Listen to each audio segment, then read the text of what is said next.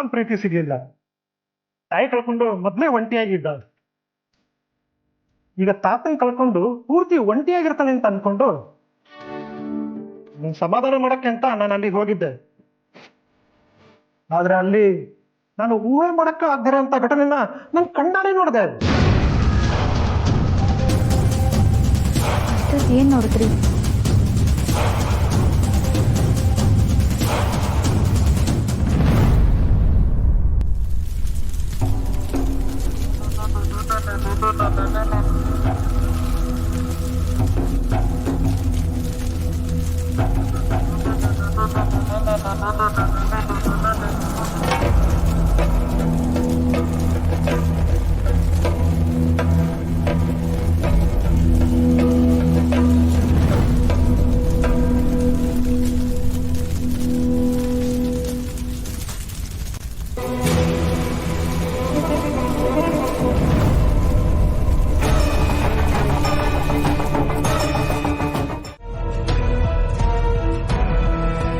ಹರೀಶ, ಏನೋ ನೀನು ಎಲ್ಲ ಸರಿ ಹೋಗ್ತಿದೆ ಅಂತಿರ್ಬೇಕಾದ್ರೆ ಏನೋ ಗಲಾಟೆ ಇದು?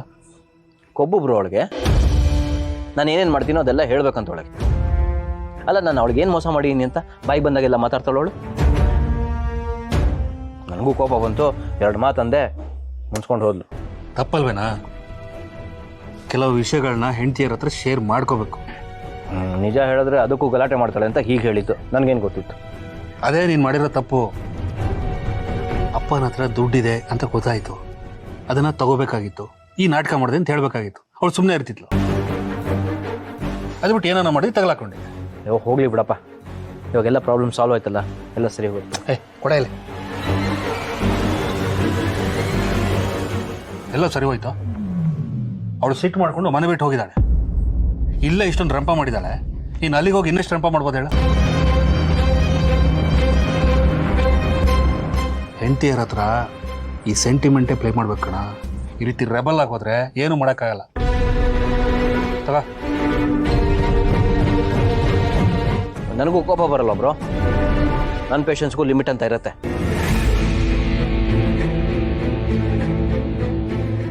ಅವಳು ಸಮಾಧಾನವಾಗಿ ಕೇಳಿದ್ರೆ ನಾನು ಸಮಾಧಾನವಾಗಿ ಉತ್ತರ ಹೇಳ್ತಿದ್ದೆ.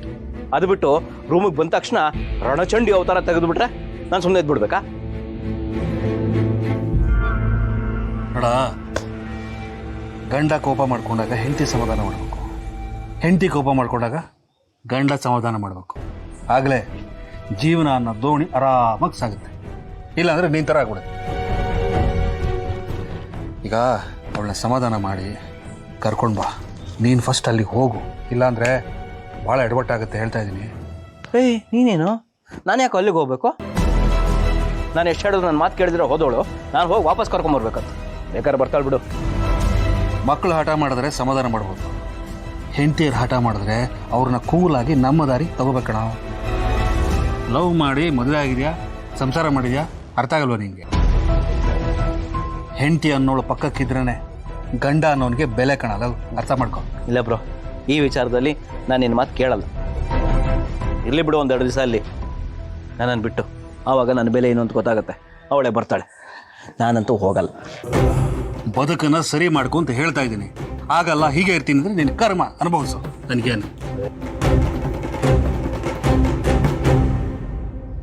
ನನ್ನ ಕರ್ಮ